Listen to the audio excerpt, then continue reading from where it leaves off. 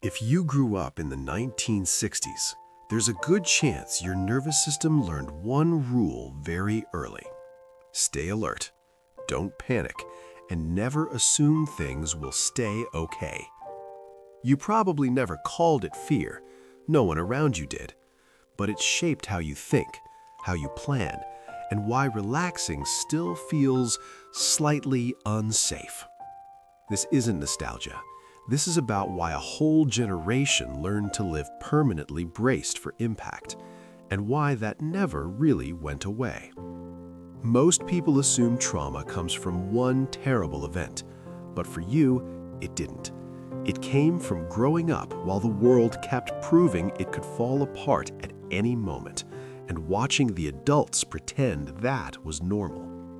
You weren't just watching history on television, you were watching the emotional limits of the people meant to protect you, and that changed how you learned to feel. You watched the world change through a black and white screen, a president shot in daylight, cities burning, men walking on the moon, war footage playing while dinner was still on the table. One moment, adults said, "Anything is possible." The next, they said, "Don't dwell on it." That contradiction didn't confuse you, it trained you. The real force shaping you wasn't war, it wasn't assassination, it wasn't even fear. It was emotional minimization. Everything was serious, but nothing was discussed. Everything mattered, but no one slowed down long enough to feel it. So you learned something quietly and efficiently. Feel later. Function now. You practiced duck and cover drills under wooden desks. Adults told you this was safety, but your body learned a different lesson. The world can end suddenly, and preparation is your only comfort. That's why planning calms you.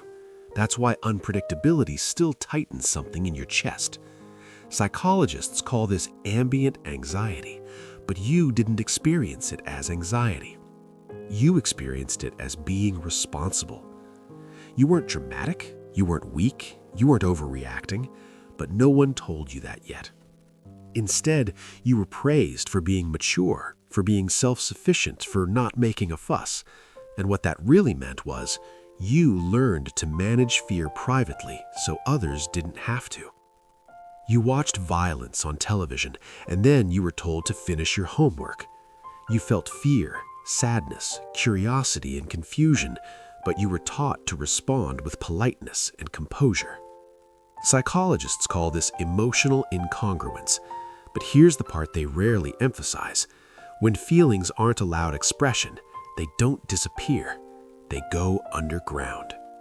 That's where your hyperindependence comes from. That's why asking for help still feels unnatural. That's why you can stay calm in a crisis, but struggle with rest, softness, or emotional messiness. You didn't repress your emotions, you postponed them indefinitely. And postponement over decades becomes personality. You grew up during the most revolutionary decade in modern history, and you were told to behave. You saw protests, liberation, experimentation, while authority figures demanded obedience. So you learned to split yourself. A public self that followed rules, a private self that questioned everything. That's not hypocrisy, that's adaptation. You watched people who believed deeply in change get assassinated. Kennedy, King, Bobby Kennedy. And something subtle happened. Hope became dangerous. Optimism started to feel naive. So you learned to dream carefully, quietly, with backup plans. That's not pessimism, that's learned caution. If you grew up in the 1960s, you are not broken. You are a bridge generation.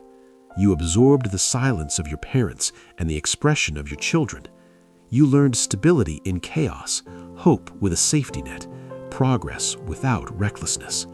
That inner tension you feel, the control mixed with curiosity, that's not damage. That's the psychological signature of someone who learned to survive uncertainty without collapsing.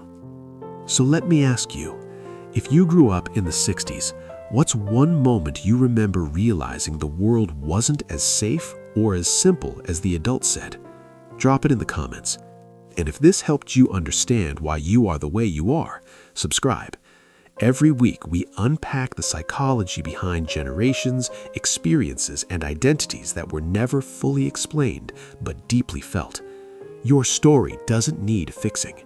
It needs understanding.